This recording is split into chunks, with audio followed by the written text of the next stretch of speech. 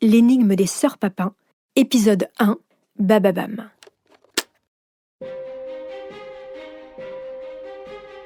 C'est une histoire de domestiques qui se révoltent contre la bourgeoisie. Une lutte des classes qui se termine dans un bain de sang. L'affaire que je vais vous raconter se passe dans les années 30, au Mans, dans la Sarthe. Un soir de février 1933, derrière les murs d'une maison cossue, va se jouer un drame qui marquera par sa violence les annales criminelles du début du XXe siècle. Christine Papin, 28 ans, et sa sœur Léa, 22 ans, employées de maison exemplaires, assassinent sauvagement leur patronne Léonie Lancelin et sa fille Geneviève. Au point que le médecin légiste parlera dans son rapport de bouillie sanglante. Comme beaucoup de faits divers tragiques, cette histoire a fasciné et a inspiré les plus grands romanciers, cinéastes et metteurs en scène. La pièce de théâtre Les Bonnes de Jean Genet, le film La Cérémonie de Claude Chabrol ou encore Les Blessures assassines de Jean-Pierre Denis sont de libres adaptations de cette histoire vraie. Une histoire dont vous avez peut-être déjà entendu parler. Est-ce un crime de folie ou un crime de vengeance ? Aujourd'hui encore, on se questionne. Qui étaient les sœurs Papin ? Pourquoi, après des années de bons et loyaux services, elles décident de massacrer de la manière la plus sauvage qu'il soit leur patronne ? Derrière le crime odieux, que raconte réellement cette histoire ?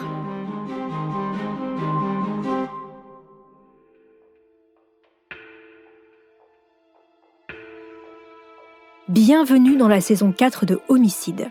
Sachez que je suis ravie de vous retrouver chaque semaine et de vous savoir toujours plus nombreux à l'écoute de mon podcast. Je suis Caroline Nogueras.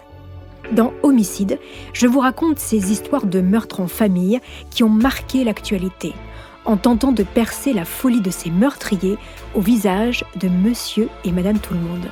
Car, oui, les pires affaires criminelles sont des histoires de famille.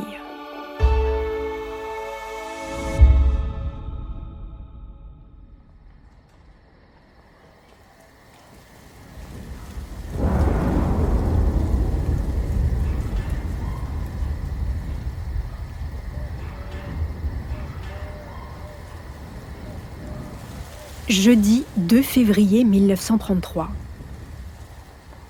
René Lancelin, la soixantaine, ancien avoué, l'équivalent d'un avocat aujourd'hui, rentre chez lui après avoir passé l'après-midi avec ses amis du Cercle, un club très sélect où quelques notables et bourgeois de la ville se réunissent régulièrement.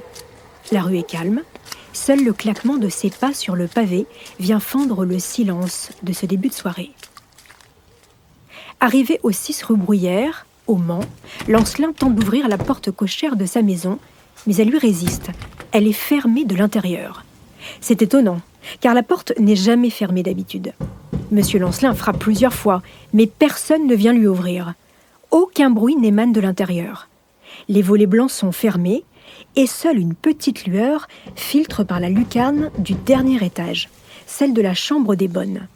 Christine et Léa, qui, malgré les coups de leur patron sur la porte, ne viennent pas ouvrir. René Lancelin et sa femme Léonie sont attendus pour le dîner chez son beau-frère. Peut-être que son épouse est déjà partie avec sa fille. René se rend donc chez son beau-frère. Mais là non plus, personne ne lui répond. Il rebrousse chemin et retourne alors chez lui. Mais c'est peine perdue car la porte est désespérément fermée. Inquiet, Lancelin décide de prévenir la police. 20h, 2 agents, Ragot et Vérité, 2 noms comme un fait exprès, débarquent devant chez René Lancelin. Les 2 policiers frappent aussi, mais personne ne répond. Alors ils escaladent le mur de la cour et atterrissent à l'arrière de la maison. Ils défoncent la porte-fenêtre du vestibule. Les 2 hommes pénètrent à l'intérieur. Il fait nuit noire. L'électricité est coupée. Ragot et Vérité allument leurs torches et commencent à explorer les lieux. Au rez-de-chaussée, personne. Puis, ils grimpent les escaliers qui les mènent au premier étage. À la lueur de leurs lampes, sur l'une des marches, ils découvrent un petit objet rond, comme une bille. Mais à y regarder de plus près, ce n'est pas une bille. Non, c'est un œil. Un œil humain. Puis sur le palier gisant sur le sol, les agents tombent sur 2 cadavres de femmes. Pantalons baissés, jupe remontée jusqu'aux fesses. Léonie Lancelin, 68 ans, et sa fille Geneviève, 28 ans. Elles ont été lacérées de coups de couteau sur les jambes et les fesses. Leur visage, eh bien, il n'y a plus de visage. Et à la place de leurs yeux, 2 trous béants. Oui, Léonie et Geneviève ont été énucléées. Leurs yeux ont été arrachés de leur visage. À leur côté, il y a un couteau de cuisine et un gros pot en étain cabossé. Des gouttes de sang sur les murs et sur un tableau témoignent de la violence de la tuerie. Les policiers redescendent au plus vite dans la rue pour aller chercher le commissaire Dupuis, qui les a accompagnés, et Monsieur Lancelin. Mais il déconseille à René Lancelin de monter. Le commissaire central découvre à son tour la scène de crime. Les policiers font le tour du premier étage, fouillent les 3 chambres. Personne. Dans la blanchisserie, le fer à repasser a été comme abandonné près d'une chemise froissée. Une chambre n'a pas encore été inspectée, celle des bonnes, mais elle est fermée à clé. À l'intérieur, pourtant, aucun bruit. Alors on va chercher le serrurier, mais aussi le procureur et le médecin légiste. Le serrurier, à l'œuvre, réussit à déverrouiller la porte et l'ouvre brusquement. Et oui, elles sont là, les sœurs Papin, éclairées à la bougie, Christine, 28 ans, et sa petite sœur, Léa, 22 ans, dans le même lit, nues, chacune sous leur peignoir, se serrant l'une contre l'autre. Elles semblent à la fois calmes et effarées. Sous la fenêtre, il y a en boule leur blouse de couleur violette et un marteau maculé de sang. « On vous attendait, dit Christine. Imaginez la stupéfaction des hommes face à cette scène hallucinante. « Mais qu'avez-vous fait à vos maîtresses ?» demande l'un des agents. Christine répond. « Elles ont voulu me frapper, j'ai voulu me venger et j'ai préféré avoir leur peau que elle la nôtre. » Et d'ajouter « Nous vous suivons. » Pendant que les 2 sœurs se préparent, le commissaire tente d'établir le contact avec Léa, la plus jeune, celle qui n'a pas dit un mot, et surtout celle qui semble la plus fragile. Mais un regard de sa sœur, et Léa semble comme paralysée. Un jeune reporter, Eugène Bocage, dépêché sur les lieux pour le journal de la Sarthe, immortalise l'instant. Il prend la première photo des sœurs Papin au moment de leur arrestation. Il ne le sait pas encore, mais il signe là le cliché de sa carrière qui fera bientôt le tour du monde. Les Papin sont emmenés au commissariat central du Mans pour être interrogés. Elles sont inculpées d'homicide volontaire.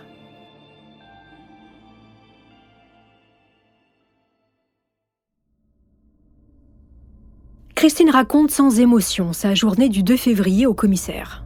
Ses maîtresses sont sorties dans l'après-midi, vers 15h30, sans laisser de consignes particulières. Il faut dire qu'après 7 ans au service des Lancelin, les jeunes femmes savent exactement ce qu'elles ont à faire. Christine est partie faire le repassage, mais à cause d'une coupure de courant, elle dit ne pas avoir pu le faire. Les 2 sœurs ont dû alors s'éclairer à la bougie. Selon le procès-verbal, Christine poursuit et raconte le retour de ses patronnes à 18h. Quand madame est rentrée, je lui ai rendu compte que le fer était à nouveau démoli et que j'avais pas pu repasser. Quand je lui ai dit cela, elle a voulu se jeter sur moi. Nous étions à ce moment-là, mes maîtresses, ma sœur et moi, sur le palier du premier étage. Voyant que madame Lancelin allait se jeter sur moi, je lui ai sauté à la figure. Je lui ai arraché les yeux avec mes doigts. Quand je dis que j'ai sauté sur madame Lancelin, je me trompe, c'est sur mademoiselle Lancelin. Et c'est à cette dernière que j'ai arraché les yeux. Pendant ce temps, ma sœur a sauté sur madame Lancelin et lui a arraché les yeux. Ensuite, je suis descendue précipitamment à la cuisine pour aller chercher un marteau et un couteau de cuisine. Avec ces instruments, ma sœur et moi, nous nous sommes acharnés sur nos maîtresses. Nous avons changé plusieurs fois les instruments de l'une à l'autre. C'est-à-dire que j'ai passé le marteau à ma sœur pour frapper et elle m'a passé le couteau. Nous avons fait la même chose avec le pot en étain. Les victimes se sont mises à crier. Quand nous avons fait le coup, je suis allé fermer au verrou la porte cochère et je suis allé également fermer la porte du vestibule. parce que j'aimais mieux que ce soit la police qui constate notre crime plutôt que notre patron. Je n'ai aucun regret. J'aime mieux avoir eu la peau de nos patronnes plutôt que ce soit elle qui ait eu la mienne ou celle de ma sœur. J'ai pas prémédité mon crime, je n'avais pas de haine envers elle. Mais j'ai jamais aimé le geste qu'a eu Madame Lancelin à mon égard. La gifle qu'elle a voulu me donner.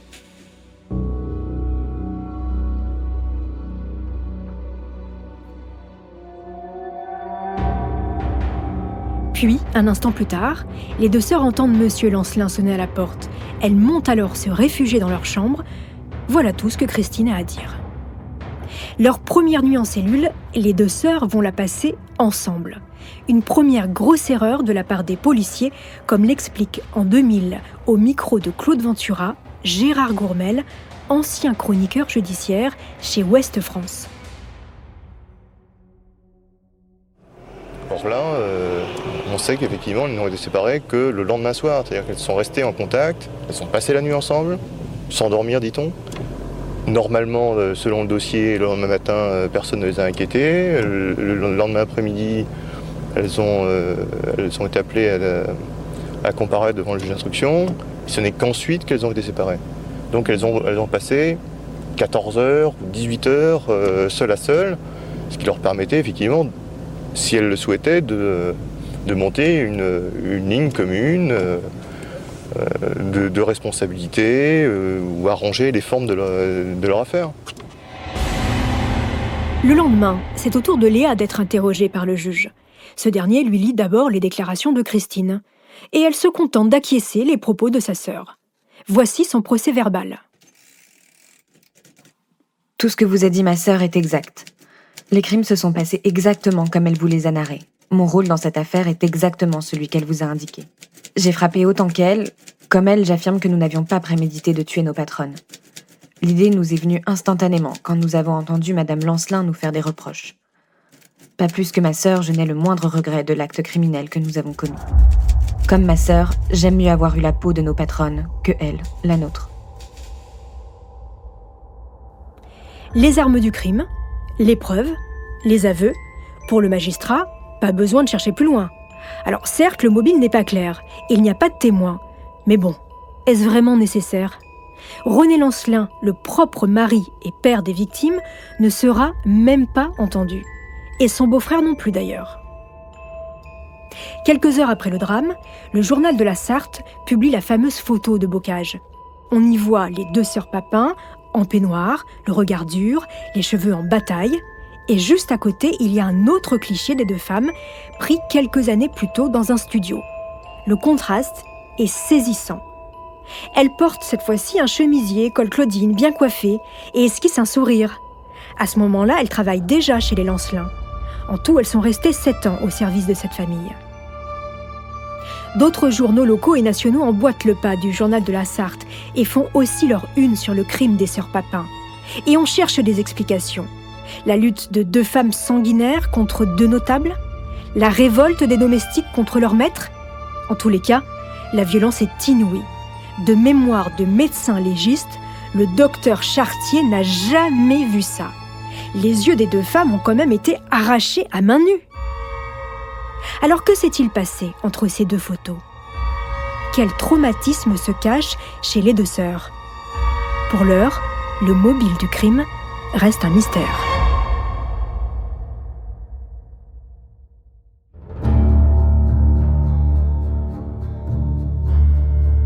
La première question que tout le monde se pose juste après le crime, c'est « Est-ce que les sœurs Papin sont folles ?»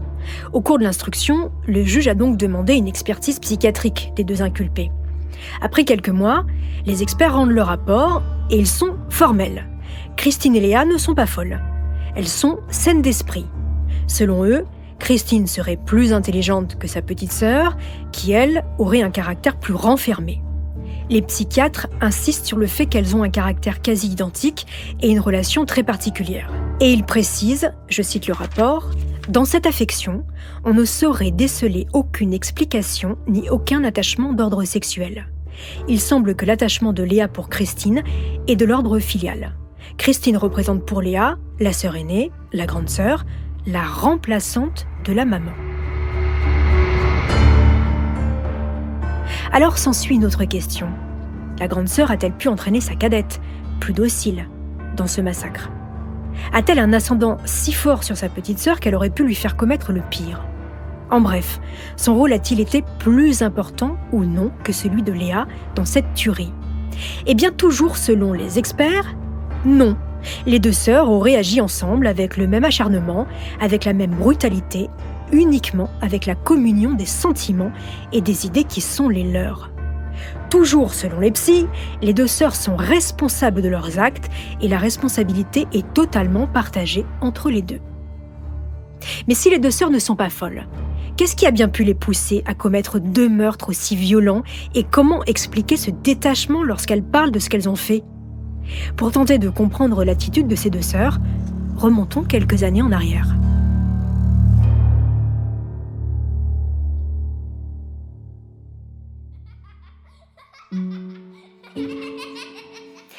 Les sœurs Papin ne sont pas 2, mais en réalité 3. D'abord, il y a Emilia, puis Christine, et enfin Léa. Elles sont issues d'un mariage houleux entre Gustave Papin et Clémence de Ré. Gustave est un homme alcoolique. Clémence, une femme volage.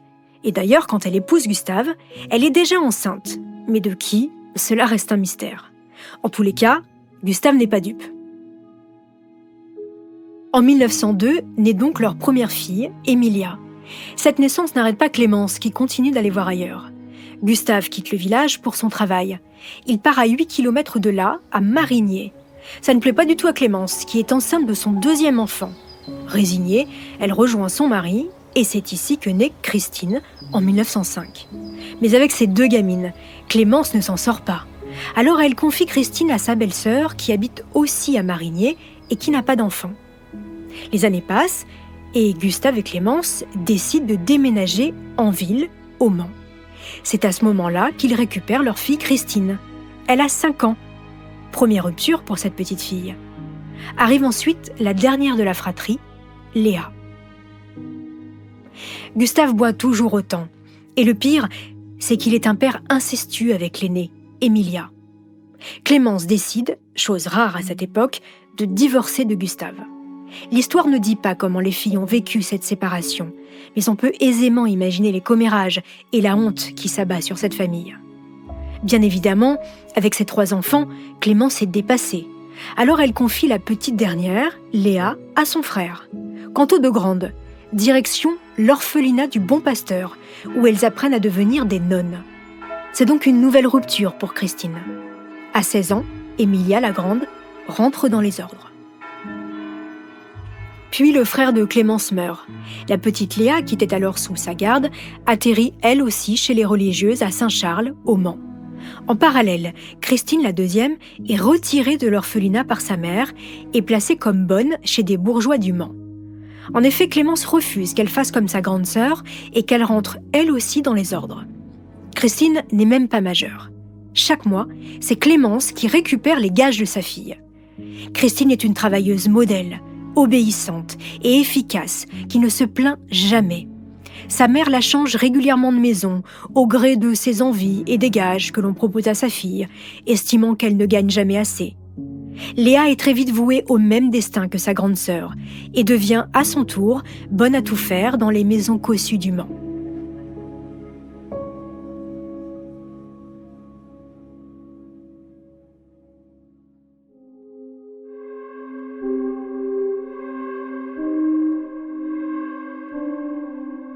En 1927, Christine trouve une place de cuisinière chez les Lancelin, qui ne tarde pas à embaucher également la petite dernière, Léa, comme femme de chambre.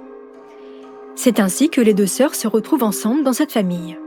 Pendant 7 ans, les filles Papin sont des employées exemplaires. René Lancelin est d'ailleurs ravi de ses domestiques. Il les rémunère en tout 300 francs par mois, une somme considérable pour l'époque. On retrouvera d'ailleurs dans leur chambre, après le drame, les économies des 2 filles. 22 000 francs, un beau pactole pour des bonnes. Chez les Lancelin, les 2 sœurs sont également logées, nourries, blanchies, et elles ont 2 heures de temps libre l'après-midi. Et Lancelin leur propose même de leur prendre une assurance sociale. Quant à Madame Lancelin, eh bien elle a son caractère. C'est elle qui donne les ordres, ne s'adressant qu'à Christine, la plus âgée, et qui vérifie tout ce que font les bonnes. C'est donc une famille qui semble relativement correcte envers ses employés, comme l'explique le philosophe Bertrand Olivier sur France Culture dans l'émission Une histoire particulière. Oui, c'est une famille correcte, oui. Une famille où les choses se passent selon les règles de la morale traditionnelle et où, effectivement, elles sont traitées, je dirais, avec une distance, avec une espèce de froideur et de distance, de respect, qu'on doit à des domestiques, pas plus, mais ni moins, voilà. Et on leur donne un travail bien défini, elles le font bien, les tâches sont claires, on leur demande pas d'outrepasser leur rôle, voilà. Je crois que c'est ça qui fait pour elles le fait qu'elles jugent être dans une bonne famille. Alors bien sûr, tout n'est pas rose non plus pour les sœurs Papin. Au cours de leurs 7 années de travail, chez les Lancelin, 3 incidents sont mentionnés dans l'instruction. En 1928, Madame Lancelin découvre un papier sur le sol. Elle pince alors l'épaule de Léa, qui doit poser genou à terre, se taire et obtempérer. À ce moment-là, peut-être que Léa se sent humiliée. Christine a peut-être du mal à supporter de voir sa sœur ainsi traitée. Quoi qu'il en soit, les 2 jeunes femmes vont ensuite profondément se transformer et à l'automne 29, elles décident de couper définitivement les ponts avec leur mère, qui leur envoie lettre sur lettre pour essayer de comprendre le silence soudain de ces 2 filles. Les bonnes deviennent alors sombres et s'enferment dans le silence. Lors de leur jour de repos, elles restent cloîtrées dans leur chambre, ne se contentant que de la messe dominicale comme sortie. Et Christine a désormais du mal avec les critiques de Madame Lancelin. Le dernier incident a lieu à la fin du mois d'août 1931, 1 an et demi avant le drame. Alors que leurs patrons sont en vacances, les sœurs Papin se rendent dans le bureau du maire du Mans. C'est Christine qui parle, comme toujours. Elle déclare de manière incohérente être persécutée avec sa sœur par la famille Lancelin et par le maire aussi, tiens, à qui elles viennent justement se plaindre. Le secrétaire présent à l'entretien dira des 2 filles qu'elles sont piquées. Une enquête est tout de même diligentée rue Bruyère, mais elle ne donne rien.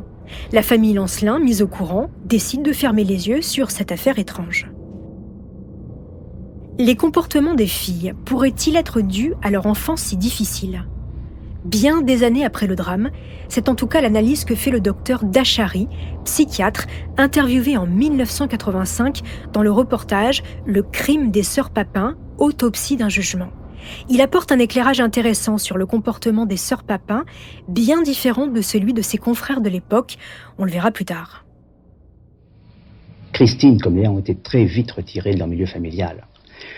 Et ce que l'on peut dire, c'est qu'effectivement, il leur a manqué une dimension essentielle de tendresse et d'amour qui fait que le sujet peut se reconnaître dans son individualité. Et que si ça n'explique peut-être pas toute la schizophrénie, c'est certainement l'un des facteurs qui a facilité l'évolution vers cette schizophrénie. C'est certainement pas par hasard que c'est à partir du moment où il y a eu cette rupture avec sa mère que le caractère des 2 sœurs se soit assombri. Mais il semble qu'à ce moment-là, il y a eu une sorte de transfert vers Madame Lancelin, puisque si à partir de 1929, elles appelaient leur mère Madame, quand elles parlaient d'elle, on sait très bien que dans l'intimité, lorsqu'elles parlaient de Madame Lancelin, elles parlaient de maman entre elles. Et on peut penser qu'il y a eu une sorte de relation, par certains aspects, de mère-enfant, entre Madame Lancelin et les sœurs Papin. Retour à l'enquête. L'enquête qui va durer 8 mois, avec beaucoup d'erreurs, des témoins que l'on ne va pas interroger, des recherches lapidaires, des pièces du dossier qui disparaissent. Pendant ce temps, les 2 sœurs sont en prison. Elles ont été séparées. Christine, du fond de sa cellule, est en proie régulièrement à des crises. Suite à un nouvel épisode de démence, elle demande à revoir le juge et elle va complètement changer de version. Nous sommes 5 mois après le crime. J'ai demandé à vous voir pour rectifier mes explications. Je vous ai pas dit toute la vérité. Quand j'ai attaqué Madame Lancelin, celle-ci ne m'avait pas provoqué. Je lui ai demandé, quand je l'ai trouvée sur le palier, si elle voulait réparer mon fer électrique. Je sais pas ce qu'elle m'a répondu. Mais j'ai été prise d'une crise nerveuse et je me rappelle pas bien comment tout s'est passé après le crime. Nous avions convenu avec ma sœur de partager également les responsabilités. Mais je viens d'avoir une crise pareille à celle que j'ai eue quand j'ai frappé Madame Lancelin. Et j'ai eu une sorte de rappel de mémoire où des détails me sont revenus. Christine déclare donc désormais que Madame Lancelin et sa fille n'auraient pas levé la main sur elle avant de subir ses foudres et celles de sa sœur. Mais vu son état, elle ne pourra pas signer sa déclaration, contrainte par une camisole de force pour s'empêcher, tenez-vous bien, de se crever les yeux elle-même. Sa sœur Léa est entendue à son tour et modifie aussi son témoignage et confirme sa participation. Au retour de leur patronne, Christine serait descendue la première. Quand elle l'a rejoint au premier étage, Madame Lancelin était déjà à terre et Christine était en train de la massacrer.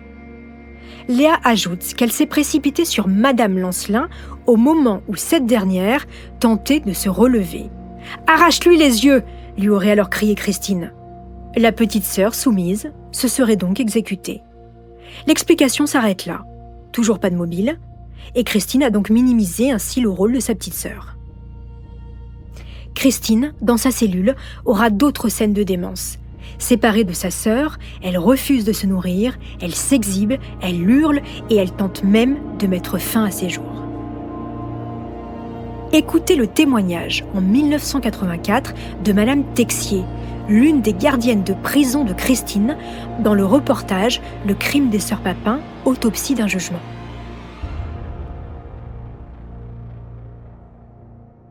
Vous avez l'impression que l'une des deux, bon je pense à Christine surtout, était une femme malade. Elle n'était pas normale. Je ne peux pas vous dire qu'elle était malade, mais on voyait qu'elle n'était pas normale. On ne savait pas ce qu'elle pensait et causait jamais. Si elle demandait sa sœur, elle a demandé viens Maléa.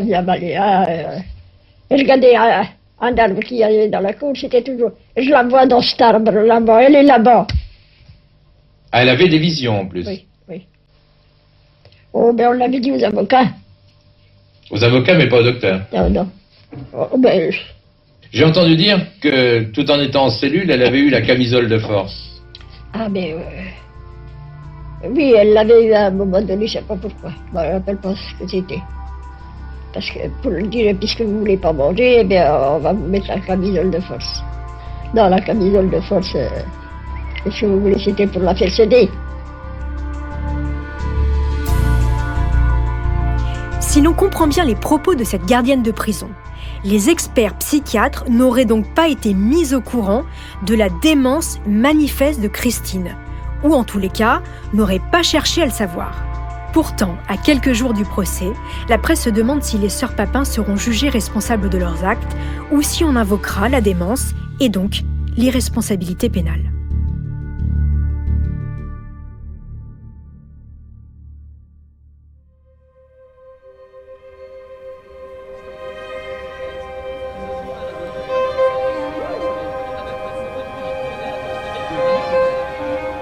Vendredi 29 septembre, devant les assises de la Sarthe.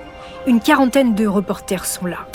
Paris Soir, Le Petit Parisien, Le Matin, le Journal de la Sarthe et même des envoyés spéciaux de la presse étrangère ont fait le déplacement pour assister au procès des sœurs Papin, une affaire d'une ampleur exceptionnelle.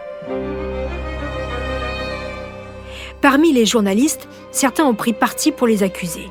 C'est le cas des reporters de l'Humanité et de détectives. Selon eux, les sœurs Papin sont les victimes de la bourgeoisie, les esclaves d'une société de nouveaux riches. Leur crime, c'est celui de la révolte, de la misère et de l'exploitation. Même Simone de Beauvoir et Jean-Paul Sartre, grands écrivains du début du XXe siècle, voient dans la tuerie des deux bonnes un crime de lutte des classes.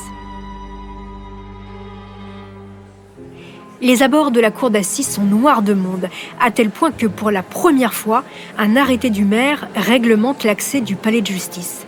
Des centaines de policiers sont mobilisés pour contenir la foule compacte. Le procès n'est prévu que sur une journée seulement, pour juger 2 meurtrières et tenter de faire toute la lumière sur l'horreur des crimes. L'audience démarre en début d'après-midi dans une salle pleine à craquer. L'heure est grave. Les filles Papin encourent la peine de mort. Les 2 sœurs arrivent, la tête basse, n'osant affronter le regard de la foule. Christine porte un manteau beige, les cheveux ramenés en chignon qui lui dégagent le visage. Léa a revêtu un manteau noir sur sa silhouette frêle.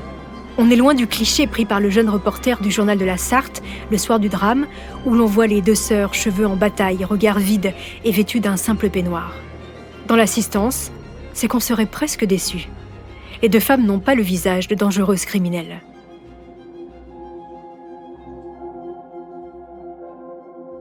Le président du tribunal revient d'abord sur la vie des deux sœurs, leur enfance misérable, leur vie de domestique au service de la bourgeoisie.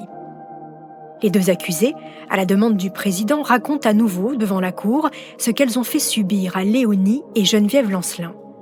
Toujours le regard baissé, elles s'expriment d'une voix presque inaudible, au point que l'on se demande comment ces deux femmes ont pu à ce point s'acharner pendant 20 minutes sur deux autres femmes.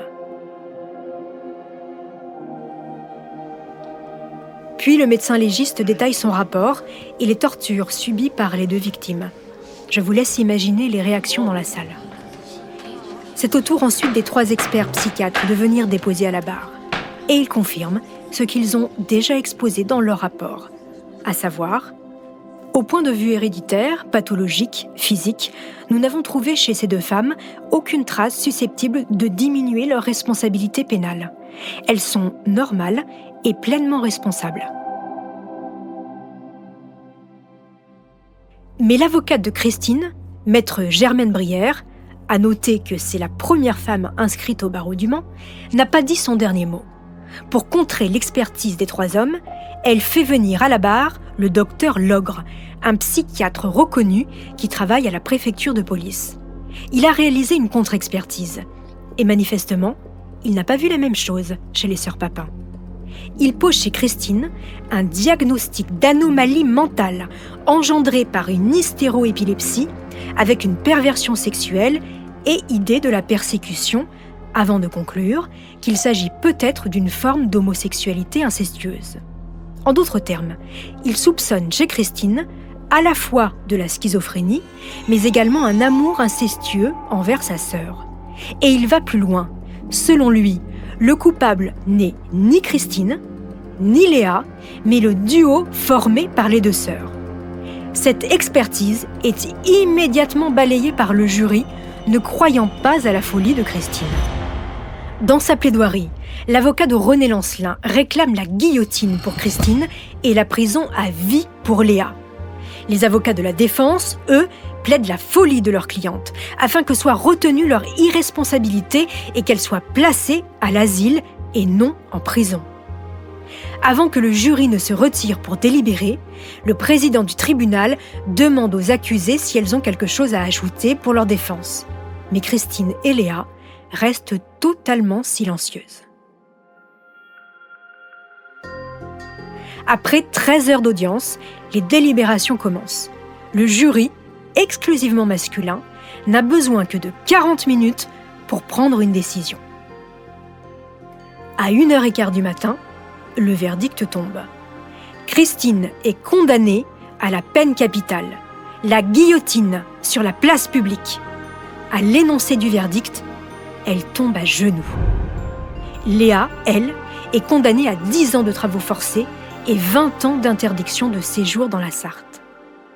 Des années plus tard, cette décision pose toujours question. Beaucoup se demandent encore si les experts ne se sont pas trompés en jugeant Christine responsable. C'est par exemple le cas du docteur Dachary, ancien médecin-chef de l'hôpital psychiatrique du Mans, interviewé cette fois-ci en 2000 dans le documentaire de Claude Ventura. Alors effectivement, et le docteur Logre qui était présenté par la défense a bien souligné qu'il y avait certains aspects qui paraissaient être de l'ordre de la pathologie.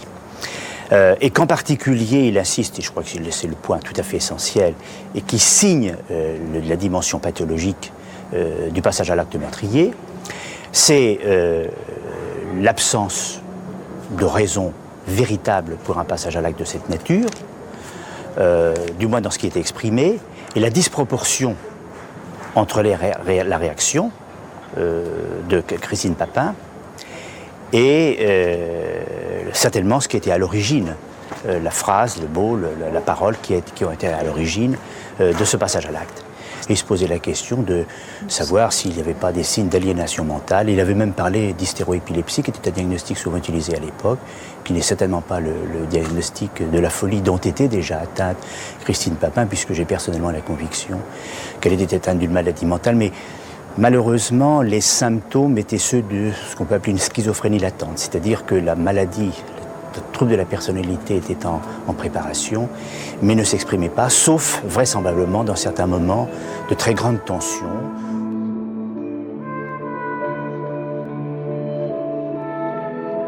Le jury a donc fermé les yeux sur la folie de Christine, et pourtant, la suite va prouver qu'ils ont eu tort. Dans sa cellule, Christine se laisse mourir de faim. Elle est en pleine dépression et toujours en proie à des crises de paranoïa, à tel point que son avocat fait un recours en grâce qu'elle n'a même pas la force de signer. Et pourtant, le nouveau président lui accorde la demande de grâce. Il s'appelle Albert Lebrun et il est abolitionniste. Il commue la peine de mort de Christine en travaux forcés à perpétuité. La détenue est transférée à la prison de Rennes, mais derrière ces 4 murs, elle s'enfonce chaque jour un peu plus dans l'enfer de la folie. On fait même venir Léa pour tenter de la sortir de son état particulièrement inquiétant. Mais Christine ne reconnaît même pas sa petite sœur. Finalement, elle est transférée à l'asile, où elle sombre dans une lente agonie. Elle mourra en mai 1937, à l'âge de 32 ans, d'une attaque pulmonaire consécutive à son refus de s'alimenter.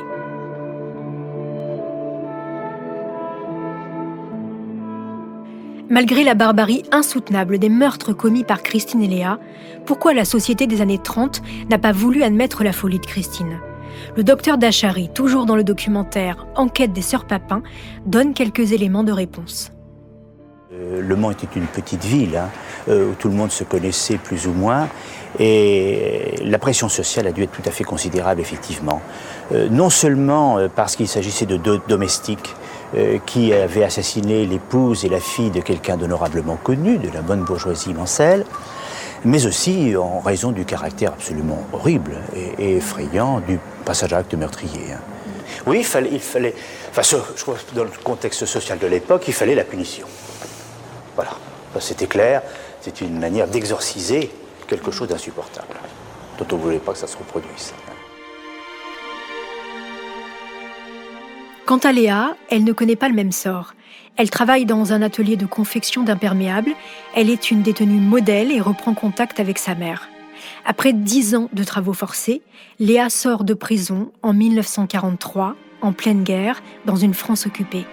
Elle a 31 ans. Interdite de séjour dans la Sarthe, elle s'installe à Nantes avec sa mère. Elle y travaille à nouveau comme domestique chez des familles bourgeoises et dans des hôtels. À la fin de sa vie, Léa était une petite dame gaie et même bavarde, au dire de ses voisins, et au quotidien bien réglé. Son feuilleton Les Feux de l'amour à 14h et les visites régulières de ses voisins lui livrant quelques courses. Mais Léa n'a jamais raconté son passé tragique. Après une attaque, en 1998, Léa s'est murée dans le silence. Elle ne s'est jamais mariée et n'a jamais eu d'enfant. Léa est décédée en 2001, à l'âge de 89 ans, à Nantes.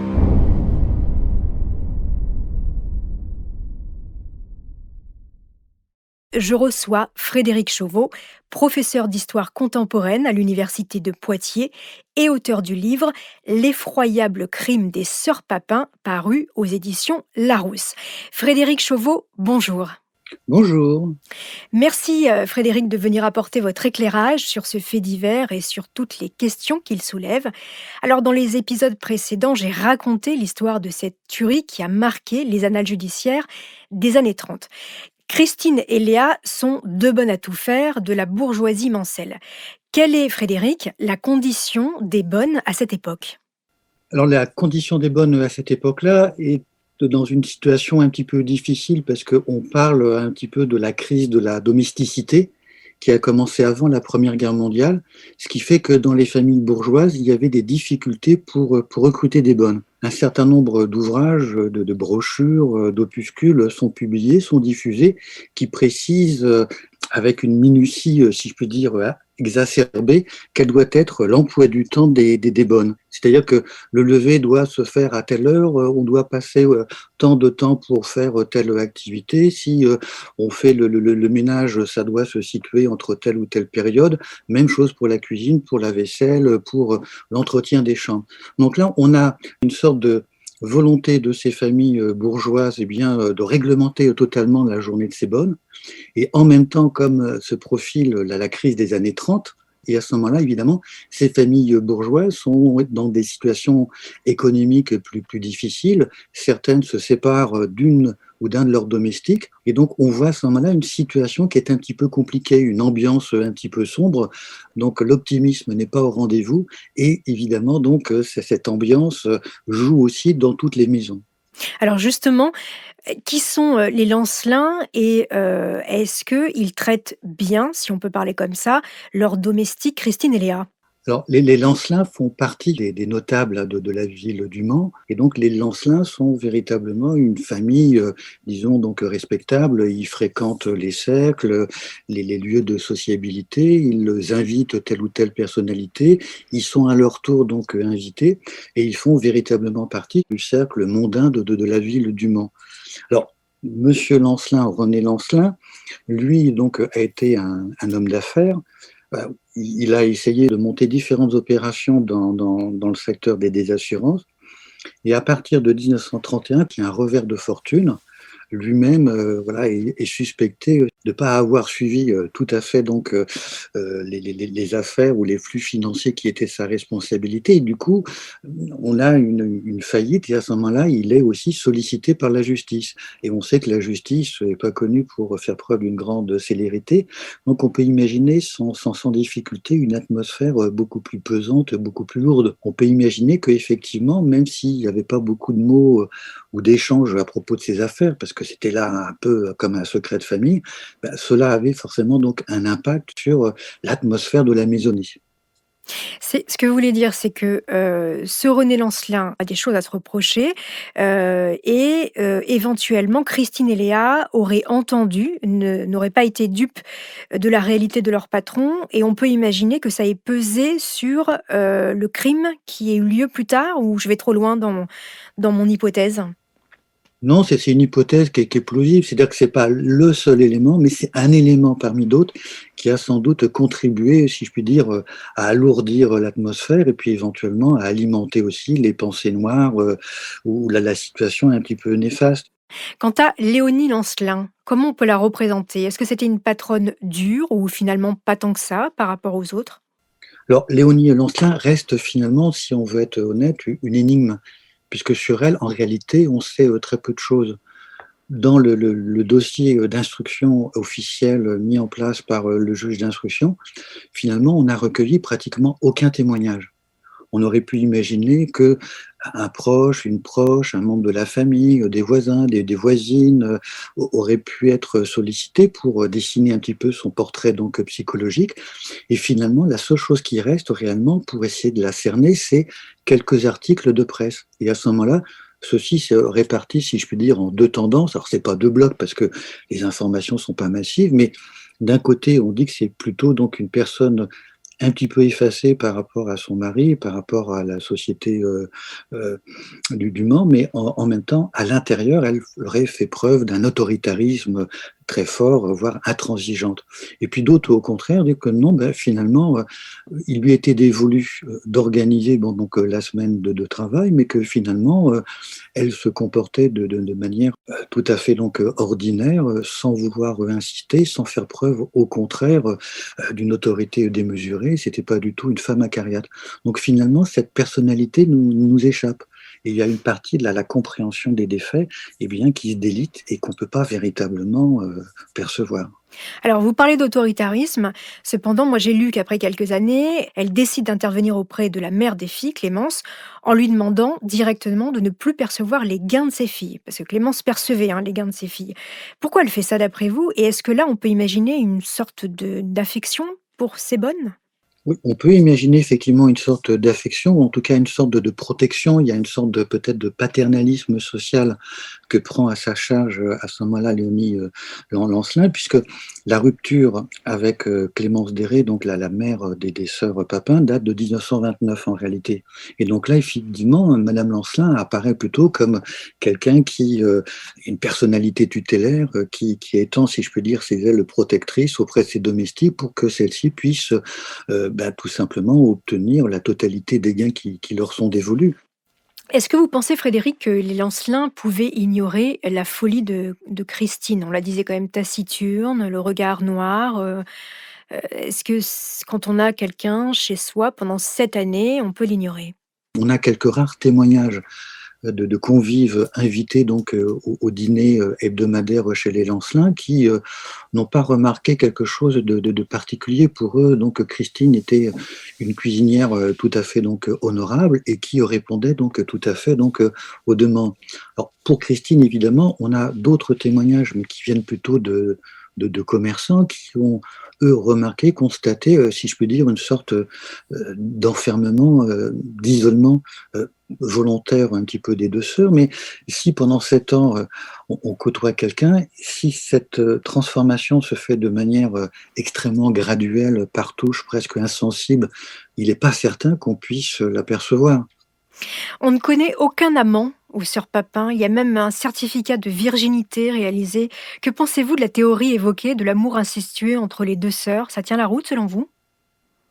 Alors, selon moi, c'est une thèse qui est évidemment donc assez intéressante, qui peut présenter, si je peux dire, un côté donc un petit peu donc affriolant pour le public, mais je n'y crois pas beaucoup pour plusieurs raisons, parce que d'abord, au niveau de la scène de crime, on dit que finalement, donc, le massacre a été provoqué par le fait que Madame Lancelin et sa fille avaient plus ou moins surpris les deux sœurs en plein débat. Il y a une panne d'électricité, la maison est plongée dans le noir, donc on imagine mal comment, dans le noir, Madame Lancelin avec sa fille, gravissant donc les escaliers, aurait pu surprendre les deux sœurs en plein débat, alors que celles-ci étaient en fait dans la chambre qui leur était attitrée, c'est-à-dire au dernier étage. Alors, peut-être éventuellement qu'il y avait un amour peut-être très fort, une communauté entre les deux sœurs, mais sans forcément qu'il y ait eu de relations sexuelles entre elles. Donc la question de l'inceste, elle n'est pas impossible, mais je la crois peu probable. Pour revenir sur le crime en lui-même, il y a une théorie qui a été développée, y compris par Logre, l'expert psychiatre qui vient témoigner à la barre à la demande de l'avocate de Christine. C'est la fameuse théorie du crime à deux, de la folie à deux. C'est-à-dire, expliquez-nous, Frédéric. La folie ou le crime à deux, c'est une théorie qui a commencé donc à apparaître en réalité à la fin du 19e siècle. La théorie dit à peu près la chose suivante, il peut y avoir deux proches, ça peut être deux cousins, deux sœurs, éventuellement une frère et une sœur, mais en général c'est plutôt des personnes du même sexe qui sont donc très proches, et puis l'une de ces personnes joue le rôle de moteur, et l'autre à ce moment-là donc va suivre dans les pires actions la première personne qui joue le rôle de moteur. Mais si les deux ne sont pas réunis, le passage à l'acte à ce moment-là ne se fait pas. Il y a une sorte d'alchimie un petit peu particulière. Et le docteur Logre, qui avait été appelé à la barre, le dit lui aussi que, d'après lui, le véritable responsable, coupable du crime de Madame Lancelin et de sa fille, n'est pas véritablement dans la barre, c'est un troisième personnage, et ce troisième personnage, c'est la réunion des deux sœurs. Et chacune des sœurs placées dans une autre famille ne serait pas passée à l'acte. Selon vous, pourquoi ce fait divers a autant marqué? Qu'est-ce qu'il raconte de son époque? Alors là, évidemment, pour les sœurs Papin, plusieurs ingrédients sont présents à ce moment-là pour que l'affaire semble extraordinaire. Il y a tout d'abord le mode opératoire. Le fait d'énucléer quelqu'un apparaît comme absolument épouvantable. Et lorsque les médecins, et en particulier le médecin légiste de l'affaire, essaiera de lire toute la littérature médico-légale disponible à ce moment-là, il se rendra compte qu'il y a quelques cas d'énucléation, mais à ce moment-là, ça se passe directement dans les asiles psychiatriques, et encore, c'est des situations un petit peu particulières, ce sont des cas d'auto-éclumation. Donc à ce moment-là, c'est quelque chose qui est absolument singulier. L'autre élément aussi, c'est le sort qui a été réservé au cadavre. Les deux corps de Madame Lancelin et de sa fille ont été, si je puis dire, lacérées avec 2 couteaux. L'un a été retrouvé et puis l'autre, il n'y a pas de certitude à partir de la documentation, mais elles se sont donc véritablement emparées du corps. Dans ce traitement du corps, c'est tout simplement donc le sort qui est réservé au visage. L'un des visages est véritablement donc méconnaissable, et dans un rapport scientifique médico-légal, on évoque le mot de bouillie sanglante pour essayer de faire partager donc au lecteur la vision du médecin légiste. Il ne faut pas oublier non plus que les 2 auteurs sont des femmes. Et à l'époque, au niveau de la statistique, comme encore aujourd'hui, si vous prenez donc 100 criminels condamnés, sur des 100 criminels, eh bien, vous avez 14 femmes. C'est à peu près donc le pourcentage, ce sont les proportions. Donc les crimes commis par des femmes sont beaucoup plus rares. Forcément, pour les médias de l'époque et puis pour le grand public, ça provoque évidemment une surprise, surtout dans les années 30, au niveau des mentalités collectives. On a encore dans une société de domination donc masculine toute une série de clichés sur l'instinct maternel, sur les femmes qui sont davantage protectrices, qui ne peuvent pas passer à l'acte, qui ne peuvent pas faire preuve de cruauté. Merci beaucoup Frédéric Chauveau d'avoir accepté mon invitation et de nous avoir éclairé sur ce crime si particulier. Alors je rappelle le titre de votre ouvrage, paru aux éditions Larousse, L'effroyable crime des sœurs Papin, pour ceux qui voudraient en savoir encore un petit peu plus sur cette histoire. Merci beaucoup. Merci à vous. Merci, chers auditeurs, d'avoir écouté l'énigme des sœurs Papin. La prochaine fois, je vous raconterai une autre énigme, la disparition mystérieuse de Nadine Chabert, une mère de famille, en 2003. Et vous allez voir que cette histoire soulève aussi beaucoup d'interrogations. En attendant, n'hésitez pas à me laisser des commentaires sur Apple Podcast ou Castbox.